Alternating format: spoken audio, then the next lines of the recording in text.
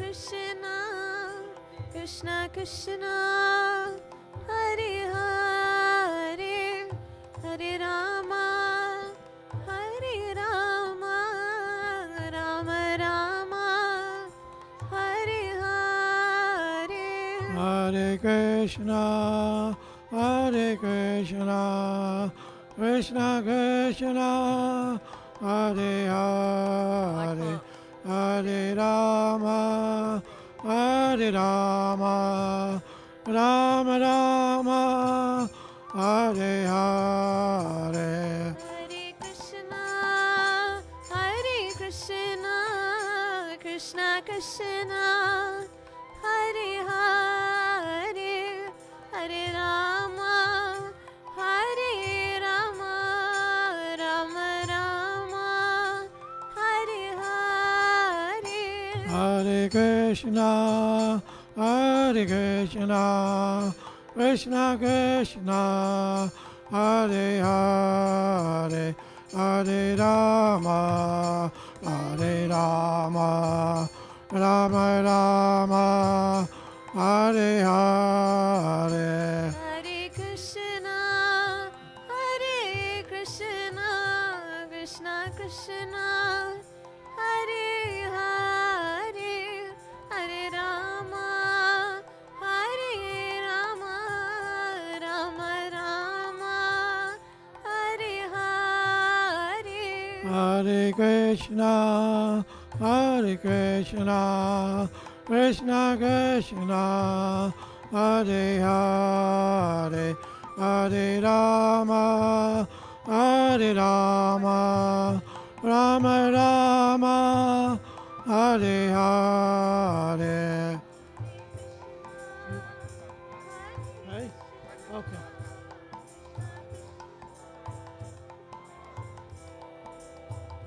Jaya Gauranita, Gauranita, Gauranita, Jaya Gauranita. Jaya Gauranitai, Jaya Gauranitai, Jaya Gauranitai, Jaya Gauranitai. Jaya Jaya Prabhupada, Prabhupada, Prabhupada, Jaya Jaya Prabhupada. Jaya Jaya Prabhupada, Prabhupada, Prabhupada, Jaya Jaya Prabhupada. Yeah, she's sitting. Nitai Gaura Premanandi Hari Hari Bol. Shri Shri Radha Gokulananda Ki Jai. Jai. Sita Ram Lakshman Hanuman Ki Jai. Jai. Jagat Guru Srila Prabhupada Ki Jai. Oh, that's good. You can show it. That's fine. Thank you. That's all right. Bit rusty today. No, it's all right. It's great. Oh.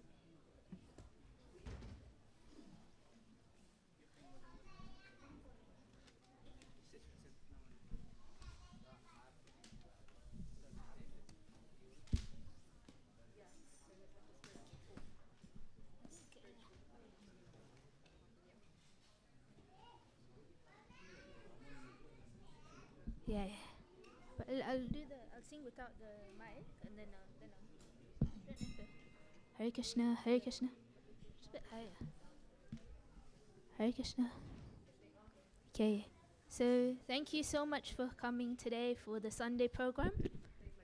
So now we'll have a weekly, or daily Bhagavad Gita class, and we're covering verse 7 of chapter 3 of the Bhagavad Gita.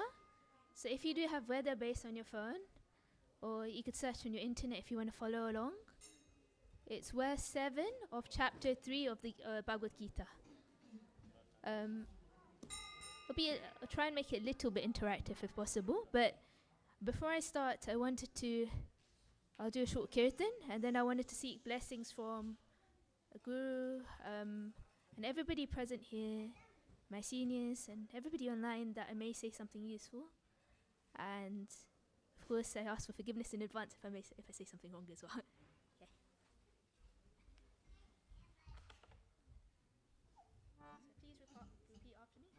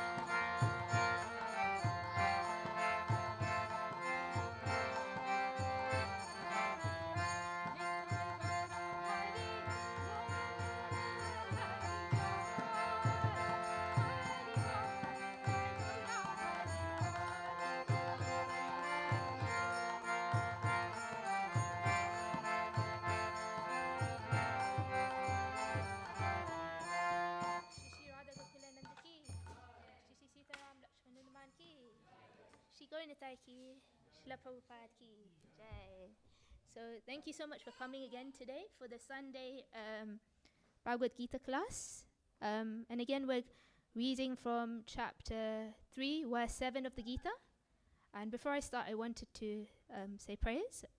I mentioned. So, Om Jnanaatimirandasya Jnananjana Shalakaya Chakshurunmilitam Yena Tasmai Shri Guruve Namaha Shri Chaitanya Manobhishtam Stapitam Yena Bhutale Swayam Rupa Kadamayam Dadati Swapadantikam Vandeham Shri Guru Shri Yuta Padakamalam Shri Gurum Vaishnavamsha Shri Rupam Sagarjatam Sahagana Raghunatam Vitam Tam Sajivam Sadvaitam Savadutam Parichana Saitam Shri Krishna Chaitanya Devam Shri Radha Krishna Padan Sahagana Lalita Shri Vishakham Vitamshta He Krishna Karuna Sindhu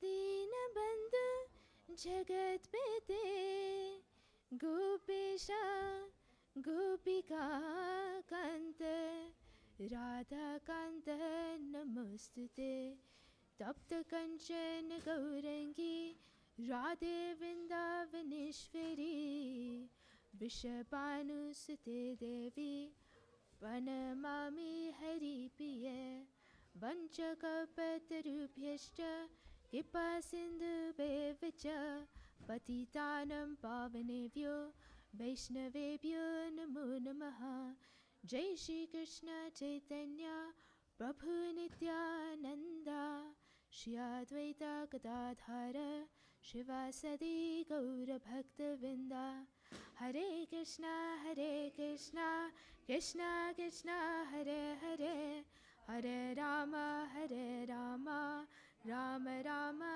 Hare Hare. Please repeat after me. Om Namo Bhagavate Vasudevaya. Om Namo Bhagavate Vasudevaya.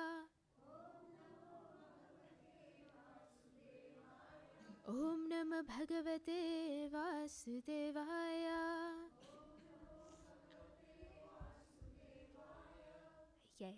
So now we'll be reading from, like I said, chapter 3, verse 7 of the Gita. And yeah, if you have it up, you could participate and follow along.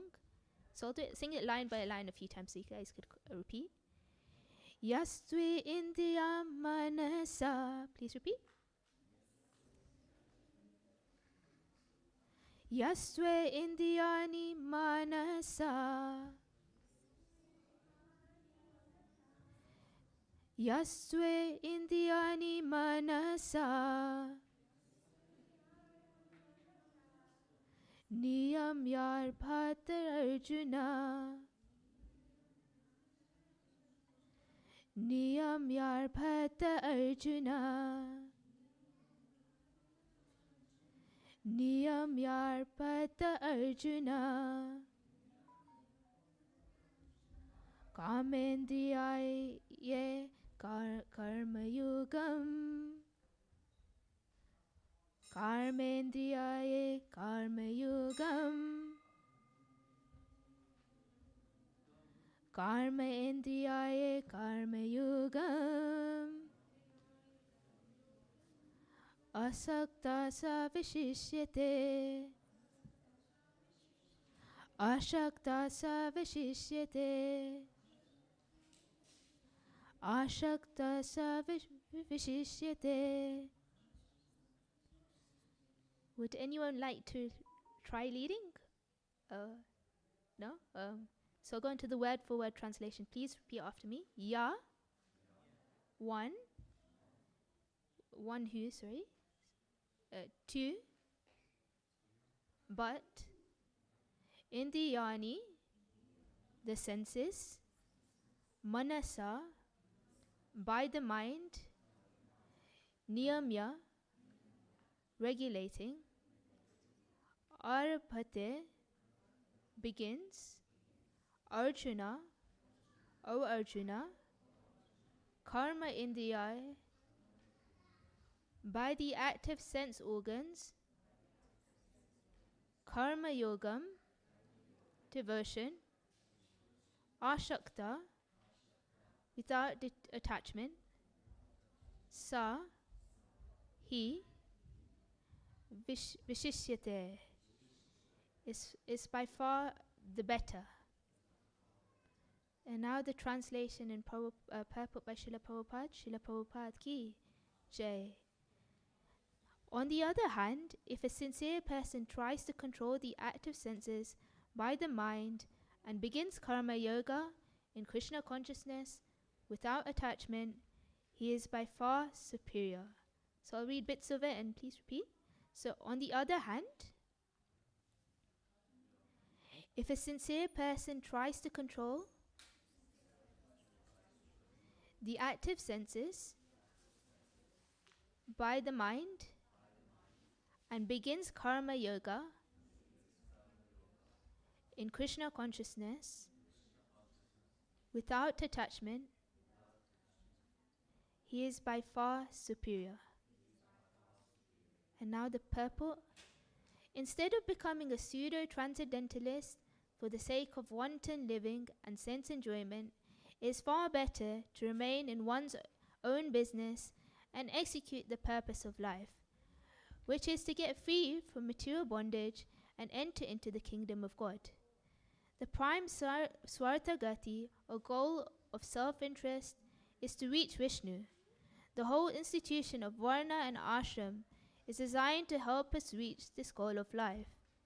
A householder can also reach this destination by regulated service in Krishna consciousness. For self-realization, one can live a controlled life as prescribed in the Shastras and continue carrying out his business without attachment, and in that way make progress. A sincere person who follows this method is far better situated than the false pretender who adopts show-bottle spiritualism to cheat the innocent public. A sincere sweeper in the street is far better than a charlatan mendicator who meditates only for the sake of making a living. So this chapter is entitled Karma Yoga. Does anyone know what this term Karma Yoga means? Yeah?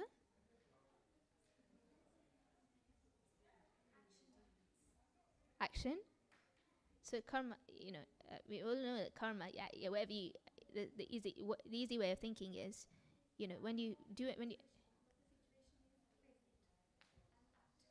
an act in the name of God. That's karma yoga. So this term yoga, so let's break it up. So yoga means union with God. And what do you say?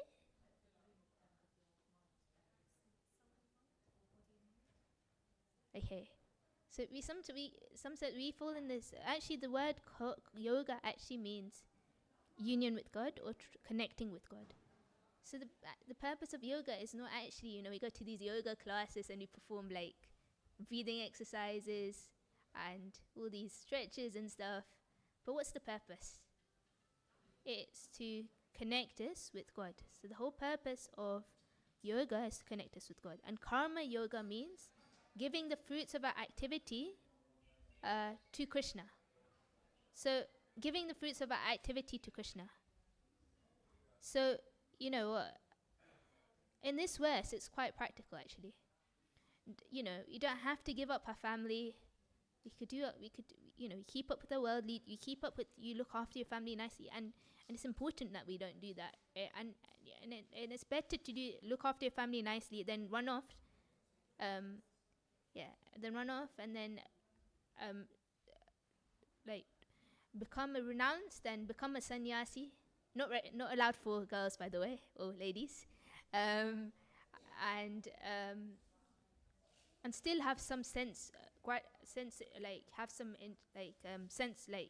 not be fully renounced really, because you still have some sense gratification, so it's better not to then we see some people, we see many like people dressed up in saffron, and trying to make it, and someone's trying to make a living out of being a monk or being a sannyas, then you should know that that sannyas is actually a pseudo sannyas, because really a sannyas doesn't ask for money. He doesn't directly ask for money, right? So, you know, how do we identify who is bona fide? So what are the characteristics of someone who is a bona fide teacher is, in the Nectar of Instruction, verse 1, it says, Vachu, Vachu, Vachu Vegam, Manasa Kruda Vegam, Jiva Vegam, Udarapasta Vegam, Etan Vegam, Yuvishaheta Dira, Saram Apimam Pitivam Sishishyat. So, a sober person who could tolerate the urge to speak, the mind's demands, the actions of anger, and the urges of the tongue, belly, and genitals, is qualified to make disciples all over the world. So if you find someone like that, you know, you could listen to them. And then also they should come down from disciplic succession. So coming down from one of the four sampras. So the chapter 3, opens with Arjun's confusion. That's okay, no worries. Thank you so much for coming. Arjun appears to be bewildered to what appears to be a contradictory instruction.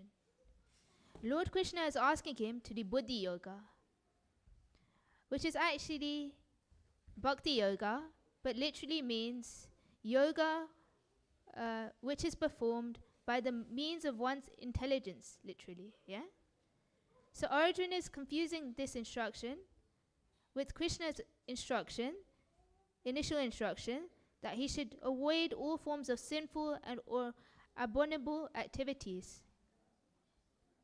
So Arjun's confusion, in brief, is he thinks that all activities are a cause of bondage, because Krishna has already described that by entailing oneself in abominable activities, one gets sinful reaction. Arjun thinks that fighting in the battle is a sin, and therefore he thinks that all actions that are performed must necessarily be fruitive or the cause of bondage. So we see in this chapter, Arjun wants to clear that confusion, and the chapter opens with Lord Krishna's answer to this question, Arjun's question. The text 3 to 9 answers the science and art of karma yoga. And in particularly, text 4 to 9, he's talking about the active nature of the soul. So Krishna, first of all, in his reply, outlined that there are two parts, the path of jnana and the path of bhakti.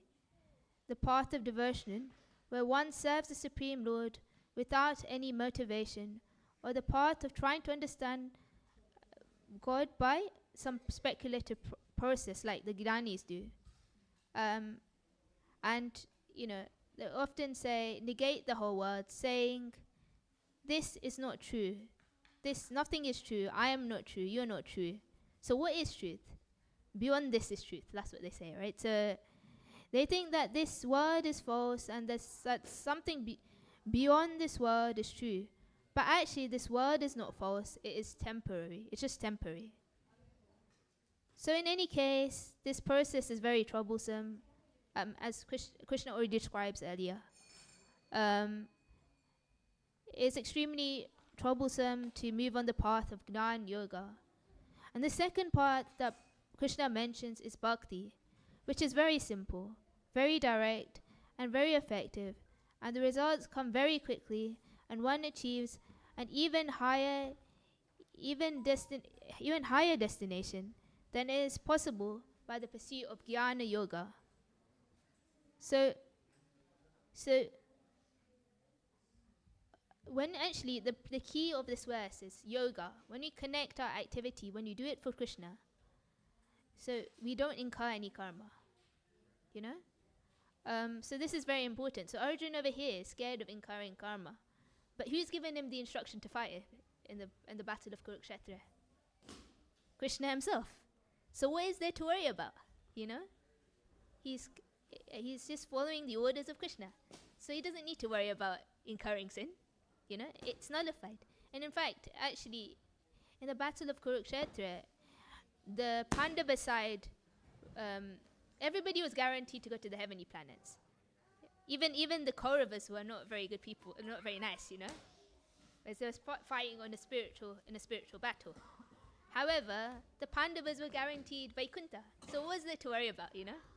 So, because they were acting for Krishna, you know, and they had faith in Krishna. So, you know, so in our life, so how can you give me some, so we may be, you know, we're householders, you know, the question is, how do we center our lives around Krishna? Can anyone give me a few examples? Offer our food, and it becomes prasad. Perfect, and you don't incur anything, and it tastes sweeter and nicer. What else can you do? Yeah, anybody else? No one else? The only thing you do to Krishna to make him happy, keep him in the center, is offer prasad. Is there anything else? Give to charity, but what sort of charity? There's charity in the temple, yeah, or even if you want to, you know, sometimes, yeah, you give books out, you donate, like sponsor books, you sponsor prasad. You could even make food and take it to work, even just offer it to Krishna and take it to work, and they're benefiting, you know. Or you could do something direct like this, give a class, but not everybody has class. Or you could, at home, what do? Like, you know, you see your family as, who's your family? All parts and parcels of Krishna. So the Krishna's family. And a part of what we do when you raise a child is it's important to try and give them knowledge about Krishna too. Because, you know, material education, you know, it's not going to last. Once you die, you're not going to take it with you to your next life. But spiritual knowledge is like an eternal bank balance. And it's a balance where every little thing you do for Krishna, he notes it down. He notes it down, and then he's also very reciprocal. So every little thing you do, he will reciprocate with it. And so, you know, we have to try and keep Krishna in our life. And the important point here is, some people think that, you know, if I become too spiritual, you know, if my child becomes too spiritual, he won't focus in school. And, you know, if my husband becomes too spiritual, you know, he won't be responsible. He won't work hard at work. And therefore, there's a problem, right? And many of us worry about that. But over here, Krishna is saying, it's really important to do your duty. You know, as a devotee, you want to represent Krishna nicely. Now, if you do very well at uni, and you're a good, and you're Krishna devotee, it will make Krishna look good, right? Like, you know, Krishna's devotees aren't lazy; they're actually very hardworking, you know. And you know, it almost makes it more attractive for people to take up to Krishna consciousness. But even at work, I do this a lot, and I'm guilty of it, and I think it's an okay thing. But I know that, you know, if I work hard and people like me, then at times I bring in philosophy, and they actually are reciprocative, you know. And yeah, I remember just 2 months ago, they said, "Can you do me a presentation on karma and how it works?" And I was like, "Okay, that's fine." Yeah. So you know, you have to work hard. Being Krishna conscious doesn't mean we neglect our duty. And yeah, go to in this case, Arjun, Krishna is saying, don't go to the forest, you know, and try and become a renunciate, you know. It's not, you know, it's not within your ashra, it's not within your varna. You're a kshatriya. You're supposed to fight. you know. If you don't fight, you're going to be, you're going to be, you're not going to be you're going to lose your fame, and honor. You're going to lose your fame and honor for running away from the battle. So you're not going to gain anything, Arjun. And plus, if you go to the forest, you're not going to be able to sustain meditation, or, you're not going to be able to do that. Your mind's going to get restless and agitated. And then you'll obviously, your tendency to fight will come out somehow, And so, I want everybody to do an activity. Just 1 minute of silence and see if you could keep your mind clear. I want to see if it's possible. Just 1 minute.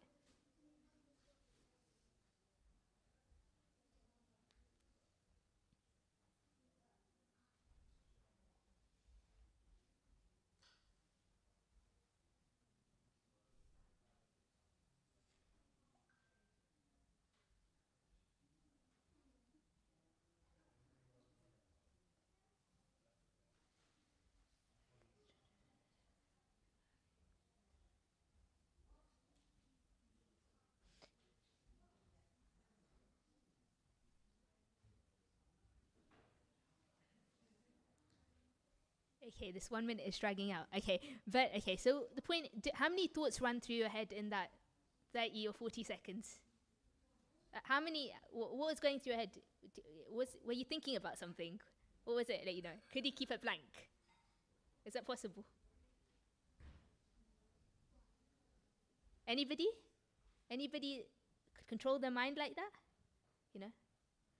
No, right? So how is it possible? How is it practical to go off to a forest and meditate? We can't even do it for a minute. Yeah, forget about doing it for the rest of our life, Not practical. Instead, we just have to add Krishna to our activities, And I mean, of course, there's more examples that we could add Krishna in our life. So, have a murti in a house or a deity in a house, And when we acknowledge that Krishna is the center of my house, he's the owner of the house.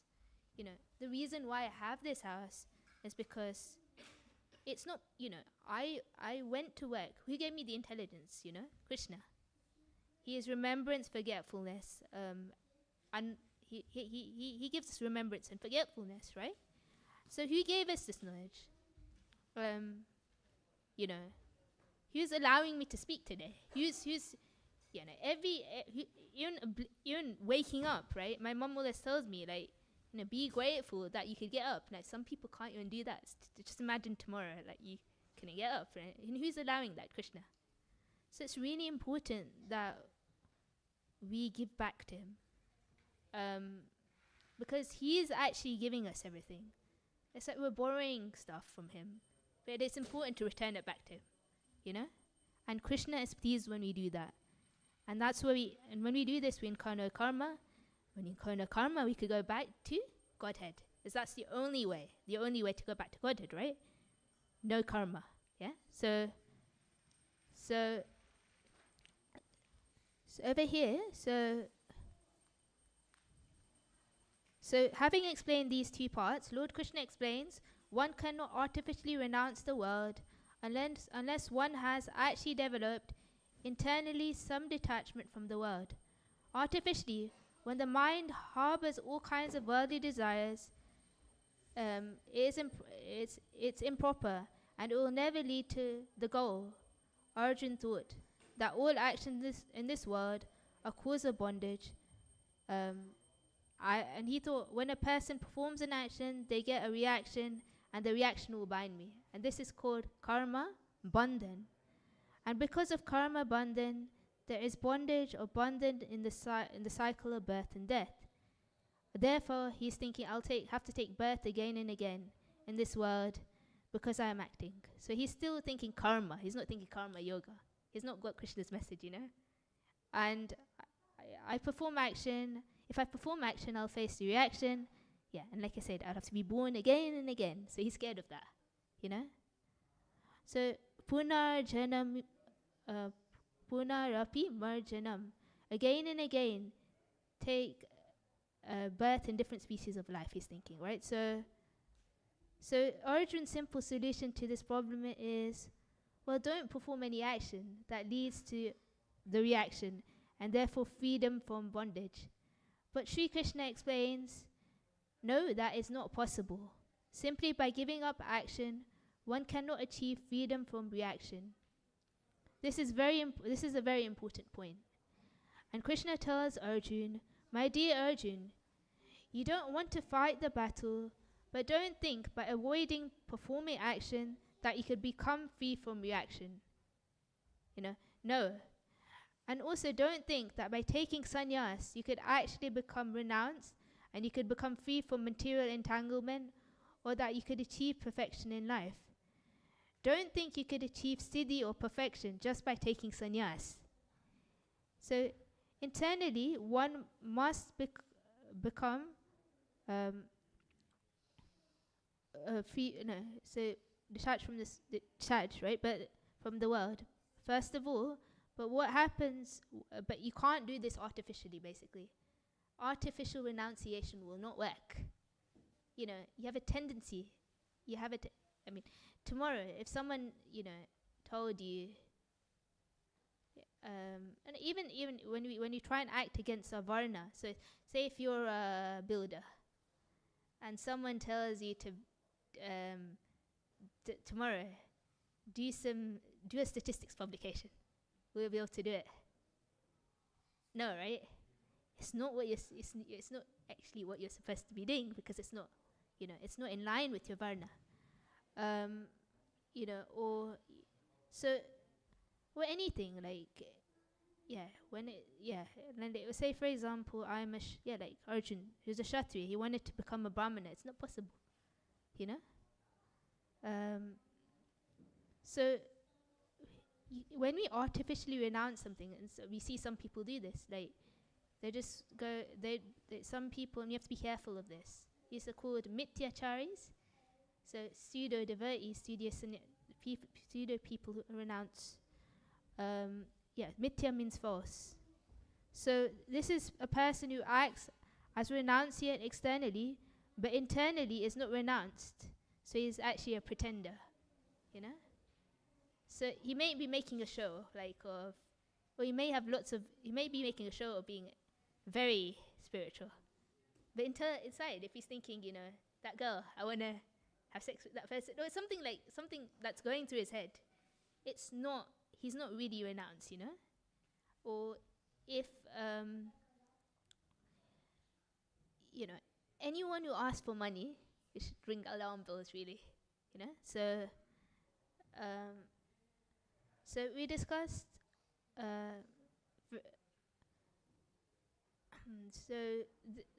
so therefore, Lord Krishna goes on to further knock home this point, that even if you take sannyas, and even if you're not mityachari, still, my dear Arjuna, you must act, because no one can cease from acting, because activity is the essential nature of the individual soul. So actually, the constitutional position of the soul is service to Krishna. If we're not serving Krishna, we're serving Maya. It's all is serving, right? It's not possible not to serve. If you think we're not serving anybody, we're serving our boss at work, serving our children. It's active. And the nature of the soul is that needs to be active. So it's not possible to be inactive, So therefore, everyone is forced to act because it is in one's nature. So having said this, Lord Krishna explains what kinds of activities must be performed and how the truly renounced person acts in this world. In text 6, Krishna briefly explains that one should simply abstain from activity by eternally dwelling on the objects of the senses. Then what must one do? That Lord Krishna explains in the next verse. Krishna says, don't artificially try to be a sannyasi. Don't artificially try to renounce the world. Rather act in karma yoga. Be a yogi. And like we established, being a yogi doesn't mean the image that comes out in our mind is a man with matted locks of hair sitting in the Himalayas in the top of the mountains meditation. It doesn't meditating. It doesn't mean that, you know. So that's not necessarily what a yogi is. And like I said, we explained, the term yogi comes from the Sanskrit root word yuj, which means to link. So therefore, a true yogi is one who is trying to establish his link with God with the action of yoga. Many people, they work hard, and simply because of their working hard, they claim that they are karma yogis. But that is not burnt out by the Bhagavad Gita. So what does Krishna say? He says, instead of trying to restrain your senses artificially, try to control the sense by the mind and engage the mind and the senses in karma yoga, giving up the fruits of your action for God, like we discussed. Krishna tells Arjuna not to be attached to the fruits of his action. Work as a matter of duty and with sincerity. So today, one of the biggest problems we face is lack of sincerity in anything.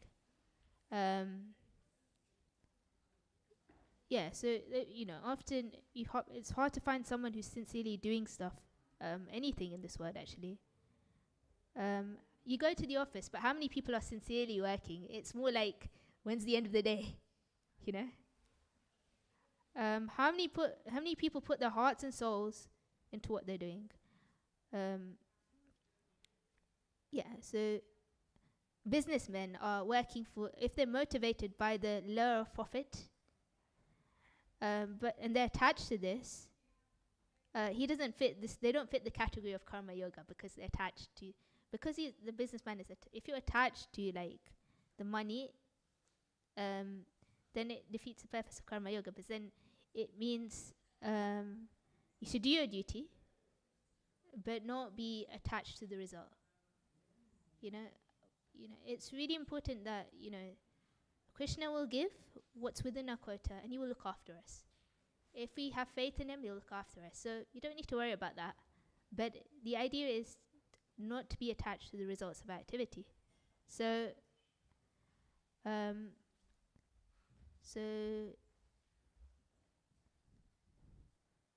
we should put effort in our work, and work sincerely.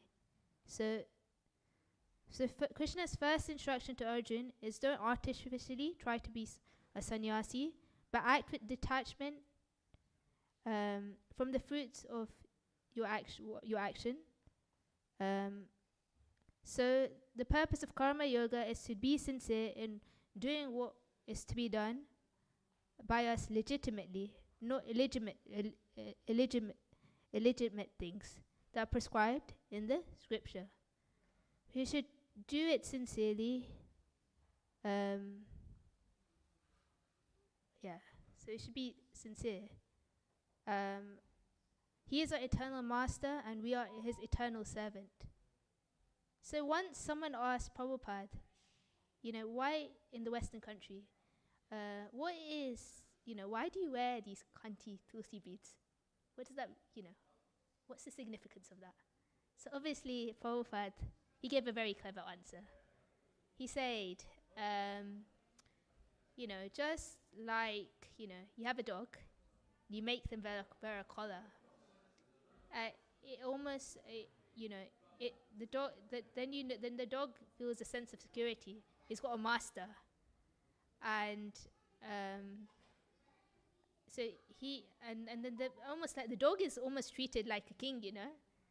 Nowadays you groom the dog, you give them a shower, you take them for a walk, and people are completely centered. Life centered around the dog. Like, what is the dog doing? What is and what about the stray dog that doesn't have a collar? What happens to them? Everybody, no one like really pays so much attention to the stray dog without the collar. So they don't have an owner. They don't give them food nicely. They're not treated very nicely. You see dogs in India like super skinny, like without owners. So that dog, like, had the collar. So we're like, the dog is, so dog is the servant of the master, the owner. We're the servant. Similarly, like the dog, we wear this Tulsi Kanti net beads, signifying that we are the servant of Krishna. It's not a bad thing, because under Krishna we could feel that we'll have this, it will feel protection,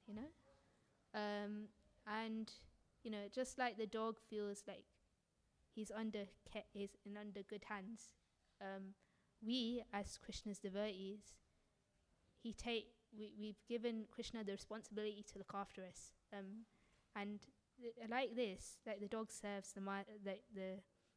the owner.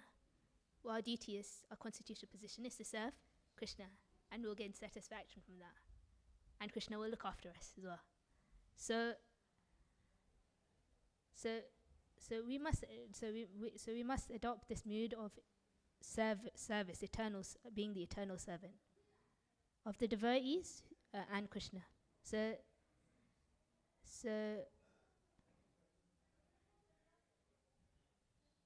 there's a story actually I wanted to share. So once I don't know if you've heard of this Acharya called Ramanuja Acharya. No? So, he had two types of disciples. One were Grihastha disciple. He had a Grihastha disciple, and then he had disciples who were renounced and brahmacharis. So once, the brahmacharis were having a discussion between themselves and saying, see, they're still attached to family and living in a Grihastha life, and we're so great, we've given up our family, we're in the temple and we're serving Guru. And Ramanujacharya overheard this actually. So he thought, actually, my Grihastha disciples are very sincere, I need to teach them a lesson, right, So he, being very clever, he told his disciples that, actually, our temple is in need of money, and, I've got a Grihastha disciple, go, we need this money, really need this money. Go and steal from the house. It's my disciple. It'll help our temple. And obviously they were sincere disciples, and they agreed, we'll go to this disciple's house, and we'll steal something and we'll get money so we could pay for the temple, right? And so they all went. A few disciples went to this Grihastha disciple's house, and they went at the perfect time because the disciple wasn't there, but his wife was there, and the wife was sleeping, and she was sleeping on the side. So they walked in almost like robbers, and they walk up to the bed, and she's on one side, and they start taking off all the jewelry. And then suddenly, the wife wakes up for a moment, and then she shakes a little bit, but she noticed someone's there, right? And then she's thinking, okay, these are my godfathers and god sisters. That, hey, I better go back to sleep. And they basically, so they get scared because they think, okay, we've been caught. And then they start running away, right? And in the meantime, the husband comes, and he's like, he notices there's something strange, why is half your jewelry missing? And she explains what happened. These disciples came, and I thought I'd just let them take it, right? And then he was like, you fool, like, why didn't you let them take all your jewelry? Why didn't you turn to the side instead and let them take all your jewelry? Because the fact that Guru has ordered them to steal from our house means that he must really be in need, So, he was telling her off, like, what was the necessity to move, Why did he shake? Like, it's our duty as a disciple to help our Guru, but like, you've made a mistake, right? And outside, the brahmacharis are hearing in, and they think, wow, like, this is, then they thought they were amazing, like, look at the dedication. We thought that Grihasthas were attached to family life, but they're so detached from their possessions, right? And so So they go back to the ashram, and then they praise this grahastha couple like anything, like as it almost have this as if they have like 100 mouths, like they're telling everybody, praising them. And then Ramanujacharya, he wanted to test the brahmacharis as well. So what he did in the night is he cut a few of their clothes in the night, and you wanted to see their reaction, and so when the brahmacharis woke up, and they were like arguing with each other. You broke my cloth, and and they were arguing over a cloth. This is jewelry. They were arguing over cloth. So Ramanujacharya was then said, you see, actually, you may be living in the ashram, you may not be in grahastha life, but you see, you're attached to a saffron cloth, whereas my grahastha couple were happy to give everything to me. So you're trying to teach them that, the importance is, you could be in a grahastha ashram and still please Guru and go back to Hodad in that way. It's not necessary to give up everything, but also, obviously, the importance is not to be attached to your possessions and to always give the fruits of your activity to Krishna. And I think it's 1 minute to Gaura Arati. Does anyone have any comments, questions, or corrections? No? So I'll end it there because I want, everybody will get up for Gaura Arati now. So thank you so much. Thank you so much for coming.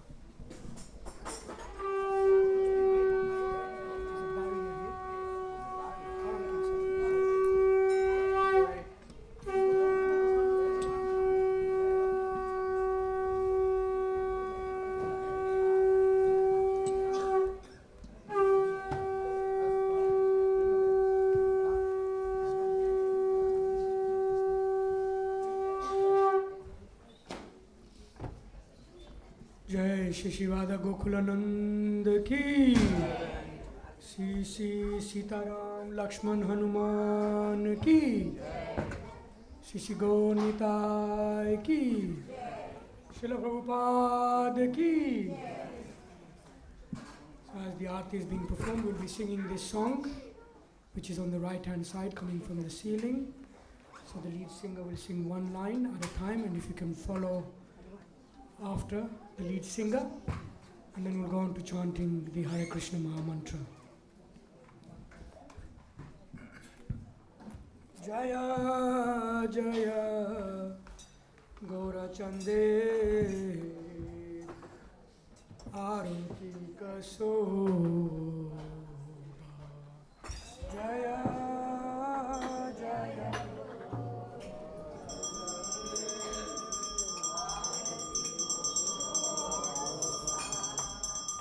Jaya Jaya Gaura Chande Arati Kaso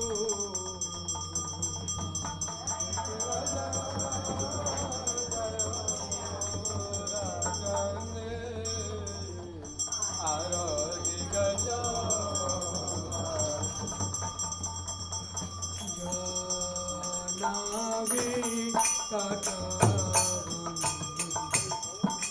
Jagamana Loba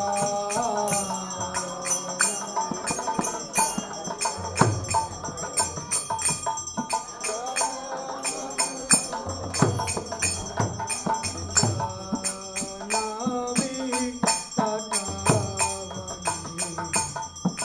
Jagamana Loba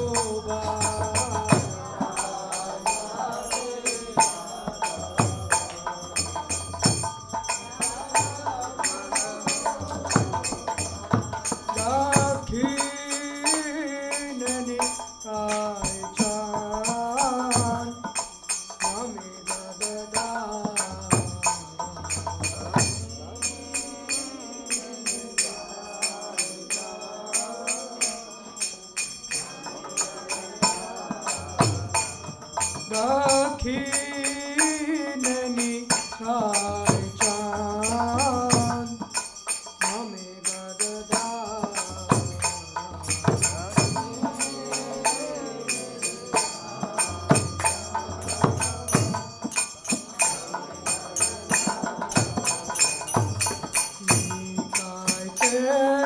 Advaita Srini Vasa